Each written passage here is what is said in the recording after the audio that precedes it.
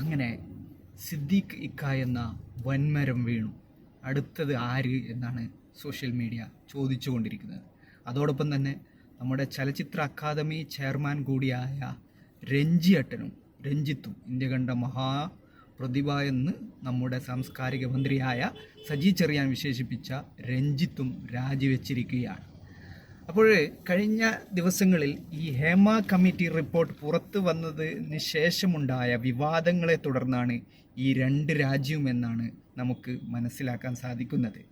ഈ ഒരു ആരോപണ വിഷയങ്ങൾ ഹേമ കമ്മിറ്റിയുടെ അതിൻ്റെ കണ്ടെത്തലുകൾ അതിൻ്റെ ഭാഗമായിട്ട് അതിനെപ്പറ്റി സംസാരിക്കാൻ 4 ദിവസത്തിന് ശേഷം അമ്മ ചുമതലപ്പെടുത്തിയത് അതിൻ്റെ ജനറൽ സെക്രട്ടറി കൂടിയായ സിദ്ദിഖിനെ ആയിരുന്നു. സിദ്ദിഖും ജോമോളും കൂടി ഉള്ള ഒരു പത്രസമ്മേളനം നടത്തി. അതോടൊപ്പം തന്നെ മറ്റു 2 പേരുണ്ടായിരുന്നു, ജയൻ ചേർത്തലയും അനന്യയും. അവരൊക്കെ ചേർന്നൊരു പത്രസമ്മേളനം നടത്തി. പത്രസമ്മേളനത്തിൽ പറഞ്ഞത് ഇവിടെ ഒരു കുഴപ്പമില്ല, ഇവിടെ ഒരു പ്രശ്നവുമില്ല, മലയാള സിനിമയിൽ പവർ ഗ്രൂപ്പോ അങ്ങനെയുള്ള കാര്യങ്ങളൊന്നുമില്ല, എല്ലാവരും സുരക്ഷിതരാണ്. ഞങ്ങളൊക്കെ സിദ്ദിഖൊക്കെ പറഞ്ഞത് ഞങ്ങൾ മറയുണ്ടാക്കി ആ മറക്ക് പിറകിൽ നിന്നിട്ടാണ് സ്ത്രീകൾ വസ്ത്രം മാറിയത് എന്നാണ്, ഞങ്ങളുടെ സഹോദരിമാർ എന്നൊക്കെയാണ്. പക്ഷേ അതേ സിദ്ദിഖിനെതിരെയാണ് 2 ദിവസത്തിന് ശേഷം ഇത്തരമൊരു ഗുരുതരമായ ആരോപണമാണ്, വളരെ ഗുരുതരമായ ആരോപണമാണ്. അതിലിപ്പോഴും അവരുടെ പാസ്റ്റൊക്കെ പറഞ്ഞ്, ആരോപണം ഉന്നയിച്ച ആളുടെ പാസ്റ്റൊക്കെ പറഞ്ഞ് അതിനെതിരെയുള്ള കമൻസുകളും വരുന്നുണ്ട്. ഏതായാലും അതിൻ്റെ പൂർണ്ണ രൂപം എന്താണ് എന്നുള്ളതും അവർ ഇപ്പോഴും നിയമ നടപടി സ്വീകരിക്കാൻ സാധ്യതയുണ്ട് എന്ന് പോലും വിവരങ്ങൾ പുറത്തു വരുന്നുണ്ട്.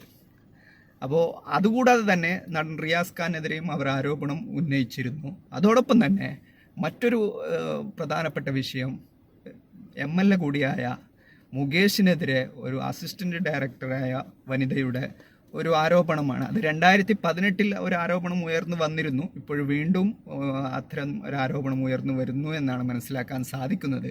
പക്ഷേ ഇതിൻ്റെയൊക്കെ ഭാവി എന്താകുമെന്ന് കണ്ടറിയേണ്ട കാര്യമാണ്. കാരണം ഇത്തരത്തിൽ ഒരു നടപടിയുമായി ആളുകൾ മുമ്പോട്ട് പോകുമോ, ഈ ഇരകളാക്കപ്പെട്ട സ്ത്രീകൾ മുമ്പോട്ട് വരുമോ എന്നതൊക്കെ കണ്ടറിയേണ്ട കാര്യമാണ്. കാരണം നമുക്കറിയാം, ഇവിടുത്തെ നിയമ വ്യവഹാരങ്ങളിലൂടെ കടന്നു ചെല്ലണമെങ്കിൽ ഇരയാക്കപ്പെട്ട സ്ത്രീകളെ സംബന്ധിച്ചിടത്തോളം അത് വളരെ പ്രയാസമുള്ള, ബുദ്ധിമുട്ടുള്ള കാര്യമാണ്. കാരണം ഇത് ആദ്യം തന്നെ ചെന്നെത്തുക ഒരു പോലീസ് സ്റ്റേഷനിൽ അല്ലെങ്കിൽ ഒരു പോലീസ് ഉദ്യോഗസ്ഥരുടെ മുമ്പിലാണ്. അവർക്ക് മുമ്പിൽ മൊഴി കൊടുക്കുക, വീണ്ടും മജിസ്ട്രേറ്റിന് മുമ്പിൽ മൊഴി കൊടുക്കുക, അതുപോലെ തന്നെ ഇതിൻ്റെ ബാക്കി ചോദ്യം ചെയ്യലുകളും അതുപോലെ തന്നെ തെളിവെടുപ്പുകളും അതിനൊക്കെ സഹകരിക്കുക എന്നുള്ള രീതിയിൽ വളരെ വലിയൊരു ടാസ്ക്കാണ് അവരെ സംബന്ധിച്ചിടത്തോളം. അതിന് താല്പര്യമില്ലാത്തത് കൊണ്ടാണ് ഭൂരിഭാഗം ആളുകളും ഇത്തരം നിയമ നടപടികളുമായിട്ട് മുമ്പോട്ട് പോകാത്തത്. അതോടൊപ്പം തന്നെ ഇത് വലിയൊരു മാഫിയ സംഘം എന്ന് പോലും വിശേഷിപ്പിക്കുന്ന വളരെ കാലമായി ഈ പണി തുടർന്നു കൊണ്ടിരിക്കുന്ന ഒരു വിഭാഗമാണ്. ഈ ഒരു മേഖലയെ ഉപയോഗപ്പെടുത്തിക്കൊണ്ട് ഇത്തരമൊരു കാര്യം ചെയ്തുകൊണ്ടിരിക്കുന്ന ആളുകളാണ്. അപ്പം അവരെ സംബന്ധിച്ചിടത്തോളം അവർക്ക് പുറകിൽ അല്ലെങ്കിൽ അവർക്ക് പിന്തുണയുമായി വൻ സംഘങ്ങൾ രൂപപ്പെടാൻ സാധ്യതയുണ്ട്.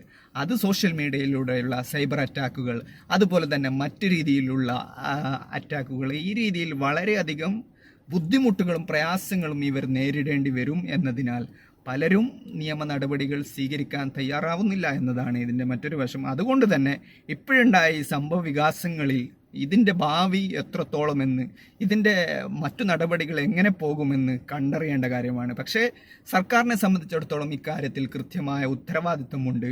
അതുകൊണ്ട് തന്നെ സർക്കാർ എന്ത് നടപടി സ്വീകരിക്കുന്നു എന്നത് ആളുകൾ വളരെ സസൂക്ഷ്മം വീക്ഷിച്ചു കൊണ്ടിരിക്കുകയാണ്.